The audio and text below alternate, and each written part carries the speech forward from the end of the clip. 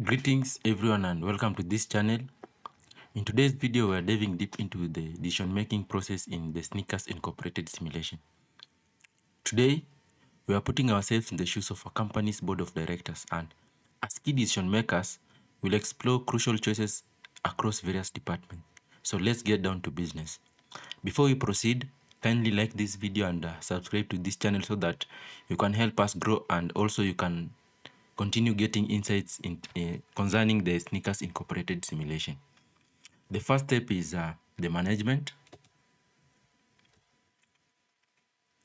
As directors, the first area you tackle is management. And note that your management team plays an important role as in executing the company's strategy. Here, you have your management team. So your journey will begin with the foundation of your success, which is the management team. And you have the power to build a robust management team by hiring up to 2 managers. Each manager will bring unique qualities and comes with specific remuneration demands. So the question here will be, who will you choose to lead your leadership lineup? Here we see that our leadership lineup has Peter Johnson and Caitlin Knight. So these are the 2 people that we chose so that can lead our management team. The next is prioritizing management activities. Now that you have your management team, you must focus on the key activities that will shape the upcoming year. You can select up to 3 focus points to ensure that your management team is aligned with your strategic goals that you set in the business plan. So we see that our activities here was large clients. We wanted to focus on large clients, which will increase the chances of sale, market analysis, and strategy. The next step is purchasing. So let's look at the decisions that one can make in the purchasing.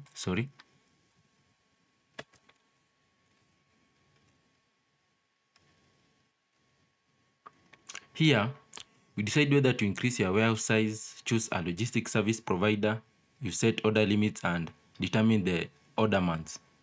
These choices can significantly impact your inventory and operations. Now, note that as directors, it's your job to make the right calls in the purchasing department. So let's go through these essential choices. The first one is expanding the warehouse size.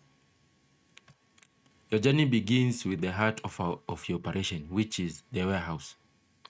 Currently, you have a space of 15,000 pairs of sneakers, but you have the opportunity to expand. But it will take you the rest of the year to complete. The real question here is, will you invest in the expansion to meet future demand and enjoy that extra space next year? So here you can decide to increase or reduce.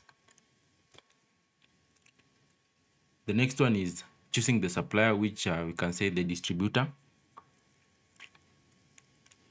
Here, selecting your logistics service provider, who we can say is your distributor. You need to be mindful with the delivery speed and choosing between direct delivery or 1-week delivery. And also you should note that, ask your question, what's the safest option of your business, and who will you trust it? Who will be your trusted partner in this journey? The next one is the order limit, and the heart of your inventory management is setting order limits. Currently, you order new shoes automatically when your inventory dips below 500. You can see that we set it at when the inventory dips below 500, we automatically order new ones. The warehouse will restock up to 3,000 pairs of shoes, and it's a fine balance. According to me, it's a fine balance because we consider the delivery speed of our distributor when setting up these limits. Next, we have managing the order months. Typically, you'll be ordering throughout the entire year, but what if a new products arrive? That is the question that you can ask yourself. Here, with the order months, you have the power to manage your stock by deciding not to refill certain items. This will help you strategically manage your inventory and sales. That's it for purchasing. So let's go to marketing. Marketing is the cornerstone of a company's success, and it's all about the 4 P's, which are product, price, place, and promotion. You can influence the product quality, sustainability agreements, research and development, selling prices, distribution, and promotion. The question here is, how will you shape your brand and product? So we'll explore the 4 pillars of marketing. That's the product, price, place, and promotion. So get ready to unlock the secrets of sneaker marketing. So we'll start with the product decisions. Your marketing journey kicks off with the production decisions, because you outsource production to manufacturing companies, but note that you have control over the product quality. You can make agreements with the manufacturer on quality and sustainability. R&D is your creative playground. So the question here is, how will you shape your sneakers from quality to sustainability and innovation? We see that you can have agreement with the manufacturer, so this is where you can make your decision. The next is agreement on sustainability. Here you can make agreements with the manufacturer about how they will organize their production process sustainably. Then also here we have research and development, whereby you can decide to increase R&D. Either you hire more or less R&D researchers. Your budget on R&D, you can provide your R&D department with more or less budget. Next, you have the machine. Here you can decide whether you can purchase a machine or not. The next, we have the R&D research projects. Here you can decrease purchasing cost. Either you decrease or you purchase, or you decrease or you increase, sorry. Then reliability, you can decide either to make your products more reliable or less reliable. Also, you have quality research to unlock stars, and innovation research. So that's it for the product. So the next one is price.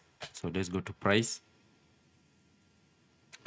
Note that price is an important element of your sneaker marketing, and it's a balance between the cost and value. You need to set the right selling price for your sneakers. Here, you should ask yourself if you'll cater for the budget-conscious customers or emphasize quality and charge a premium.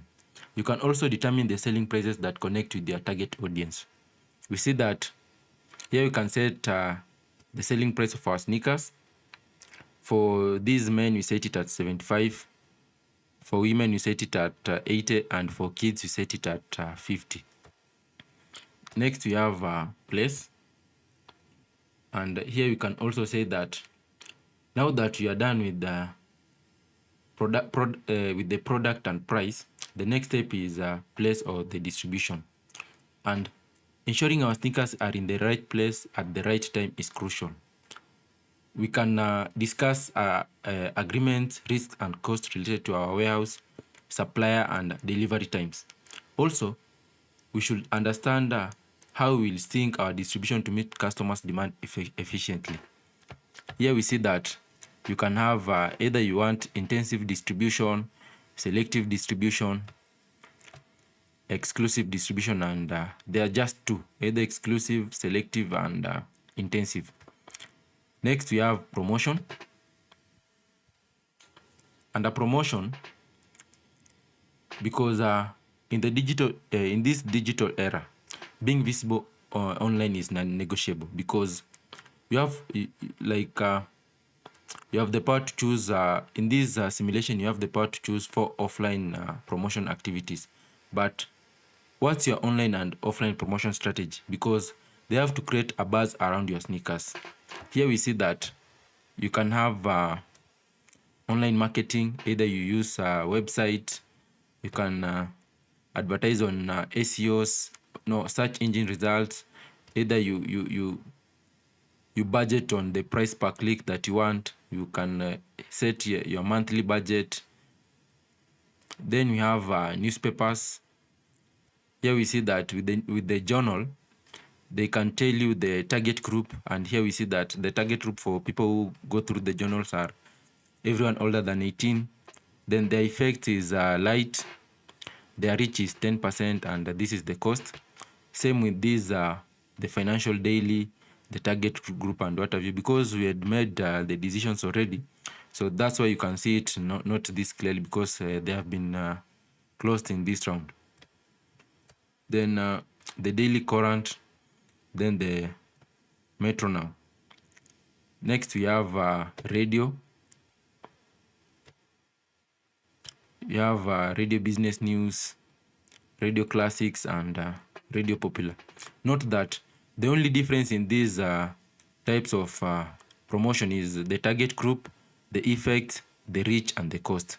Because if you look at, because I did not choose on this radio, you can see that my target group here are the men in the quality segments. Then the effect is average, the reach is 5%, and the cost is 100,000. Compared to radio popular, we have the target group is the men and women, the effect is average, the reach is 2%, and the cost is $125,000. Then we have television. Here you can choose between the For You, the business news, the TN1, and TNW. These are TNW is just broadcast reality shows and lifestyle and fashion programs. Then you have the magazines, whereby you can choose between the Quicker, the Allies, and Men's Life, also the World of Sport. And you see that with the World of Sport, the target group is the women, the effect is light, reach is 50%, but the cost is so high, you can see that it's 225,000. Then we have the flyers. You can decide either to use a flyer or not. We have the billboards. You can decide the effect is strong, the reach is 40%, it targets everyone. Then the trade fair, you can see we have the target group is the men and women for life and trends. We have the budget fair, we have the millionaires top notch. Now, if you look at this millionaires top notch, you can see that our target group is the men and women in the quality segment. The effect is strong, the reach is 5%, and the cost is 287. So that's it for promotion. Next, let's go to staff. Your staff is the backbone of your business.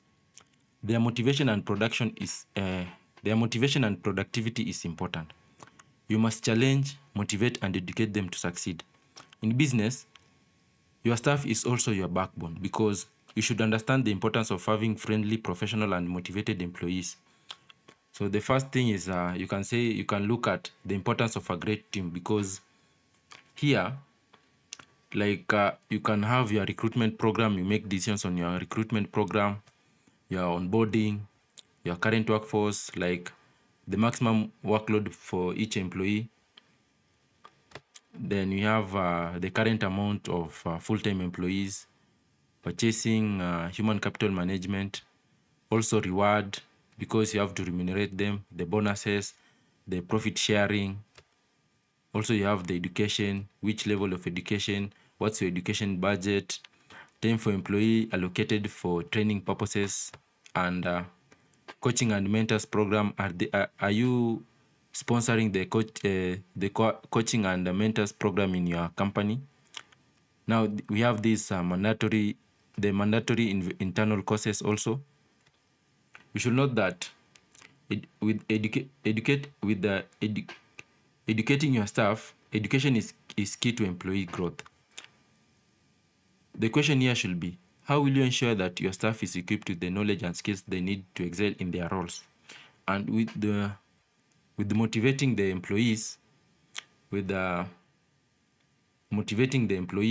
can note that motivation is the fuel that keeps your team going. Get into the techniques that will boost their morale and maintain a positive work environment, because a motivated team is a productive team. Next, we have finance. So let's look at finance. If you need to invest in the company, you can apply for the loans that will cover these costs. But remember, investments are essential for growth, but be mindful of cash flow. Also keep in check on your financial strategy.